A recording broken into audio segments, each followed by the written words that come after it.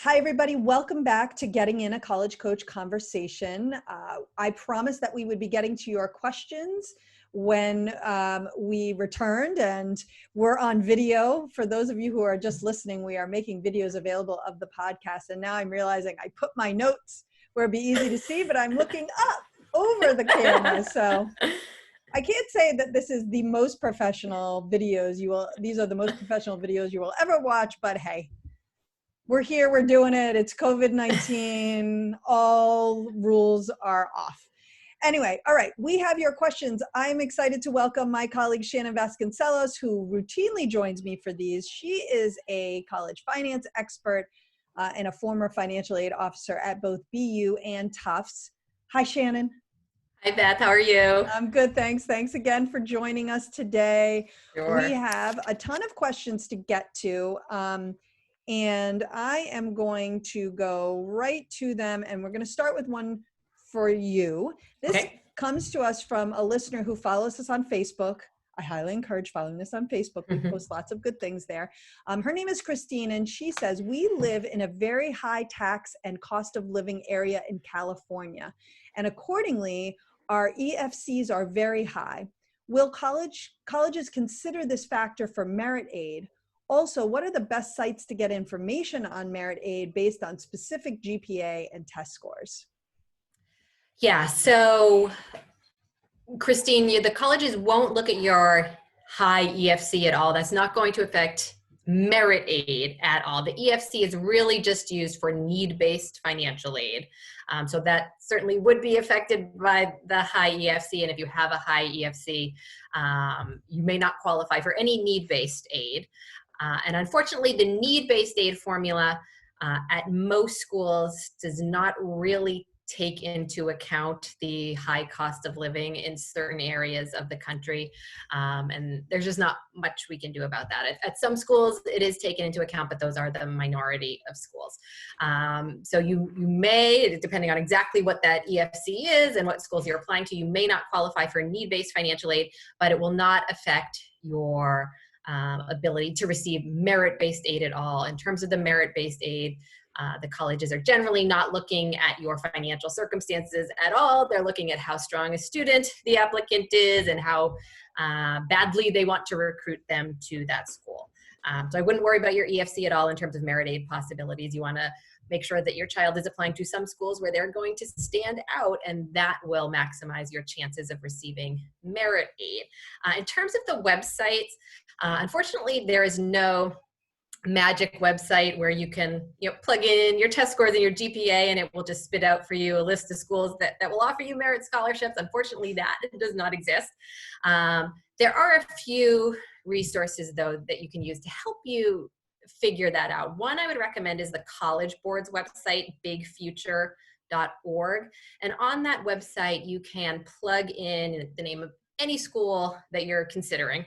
And it will return a page with lots of kind of quick facts about the school, including things like average GPAs, average SAT scores, ACT scores. So that can help give you a sense. It certainly doesn't tell the whole story, but is my child above or below average at this particular school? And the more above average you are, the more likely you are to receive merit scholarships. So I check out Big Future. Really, the individual college websites are the best source of information about what kind of merit scholarships they have. Most colleges will have some sort of scholarship page where you can read about what scholarships they have. The best ones will give you some guidance in terms of if you need a certain SAT score, things like that. Some of them don't. Some of them want to give themselves more discretion in awarding the funding and don't give you a great idea of if you'll qualify or not. But some college websites, and I would say more often than not, the public university websites are very good in having very specific cutoffs for different scholarships. So I definitely check out the college websites. The other website that you might want to check out is run by friends of ours at EdMit. It's edmit.me. We actually had Sabrina from EdMit was on the show, I think, a couple of weeks ago.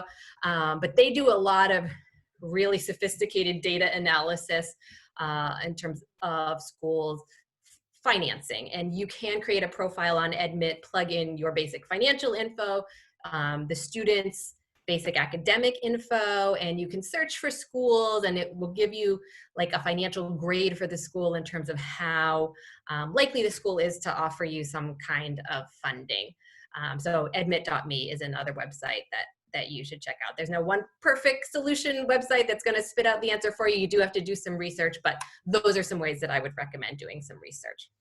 All right, great advice. Okay, and I have a question for you, Beth, from Patrick. And Patrick says, the common data set provides great statistics and insight into things such as acceptance rates, demographics, and standardized tests, but few highly selective schools provide GPA information. Is there a resource for determining if a student is in the ballpark for GPA? How does rigor and weighted versus non-weighted GPAs factor into that? Right. So I'm going to zone in on the key piece of information you included, Patrick, and that is the highly selectives. Mm-hmm. So here is the reality at the highly selectives. The expectation is that students are earning A's and that they're earning A's in a very rigorous curriculum. So GPA in essence is somewhat meaningless at this level because what a lot of the highly selectives are going to do is they're going to look at the transcript itself, and they're very closely evaluating what courses did this student take, what courses could this student have taken, and how did they do in those courses. So if the school is providing a GPA, I can share my experience at Penn. We didn't look at the school provided GPA. We calculated our own GPA. We used the actual grade that the student earned in the class, and we noted the rigor of the curriculum. So was it the most rigorous available? Was it rigorous? Was it standard? Was it below that? And what we were expecting to see for a competitive applicant was that they were basically getting A's in the curriculum that was the most rigorous available. So weighted, unweighted doesn't really matter. Again, it's because they're never looking at a GPA in a vacuum.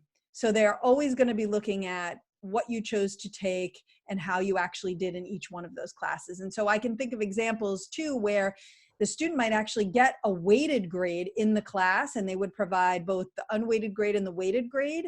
That was actually pretty rare. Usually they would just provide a weighted GPA and an unweighted GPA. So we would always use the unweighted grade because we wanted the actual grade, or not the grade plus 5 points the school awarded for an honors, let's say. The place where GPAs might come into consideration is when you have a lot of applicants from a particular school group. So I can think of schools where we might have had as many as 75 or 80 students from that senior class applying, and we were calculating a GPA for all of them. And we would then also look at where they fell in relation to each other in terms of that GPA. But even there, we weren't pulling it off the transcript. We were actually calculating our own GPA.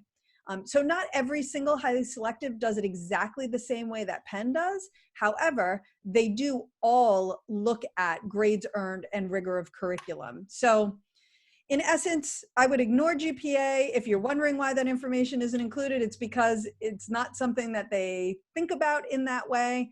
If you're wondering if your child is going to be competitive, if they're doing extraordinarily well in a very rigorous curriculum, then there's at least that piece of the application is likely where it needs to be. If they're taking a highly rigorous curriculum and they're just doing okay, they're getting A's and B's, that's probably not going to be enough to make them competitive at the highly selective level. Right. And I think the emphasis on that just makes you competitive. It just kind of gets you in the door.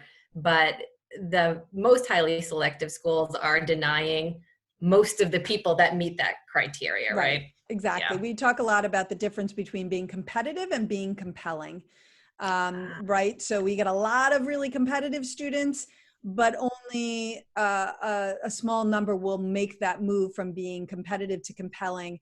And that is everything, right? So not just what you're taking in the classroom and the grade you're earning or the test scores that you have, but also everything you are doing outside of the classroom. And then your personal presentation, your essays, your letters of recommendation. If an interview is offered, it might add a little bit of color, but it's probably not going to be a significant part of the process. things that we've talked about in the past and will talk about in the future. If you're curious about what we had to say about this, a great place to go is our blog, blog.getintocollege.com. And in the blog, you can search for different topics. We do write-ups for our different podcasts. And so if you're curious, oh, what's the podcast where maybe they've talked about this in the past? You could search for Ivy League, highly selective, that kind of thing. And you may come up with some of the things we've covered in the past. All right, Shannon, I have another question for you. And this one comes from Todd. Todd says, I'm a physician and expecting a large income decrease for 2020 due to pandemic impact. I assume we would qualify for some financial aid once both kids are in college based on 2020 income and combined college cost estimates, but not when using 2019 income. I will be reporting 2019 income for 2021 financial aid applications. What is the simplest and most effective approach for seeking aid for 2021? Assuming we don't qualify using 2019 income, should I apply at both colleges and then immediately appeal both in January 2021 with my 2020 income? Or should I phone ahead of time and report the situation when applying this fall? Should I focus on child one's college that has more resources and pledges to meet all demonstrated need with no loans, or some other approach? Lots of questions. Yes.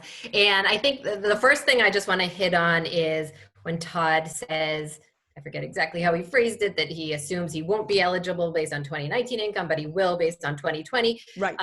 I start to get a little nervous when I hear the word assume. Lots of people assume they will or won't be eligible for financial aid, and they are completely wrong. I bet this is not the case with Todd, because I know that Todd signed his question as our #1 fan. So I know that Todd listens all the time, and I'm sure that he is not just assuming based on nothing. My assumption is that Todd has filled out net price calculators on the school's website, where you can give them your basic financial information, and they will spit out for you an estimate of what financial aid, if any, you will qualify for. So I'm assuming Todd did that. And so he knows that based on the 2019 income, he's not going to qualify, but on 2020, he may. And the question mark there is that none of us really know for sure at this point what our full 2020 income is going to be.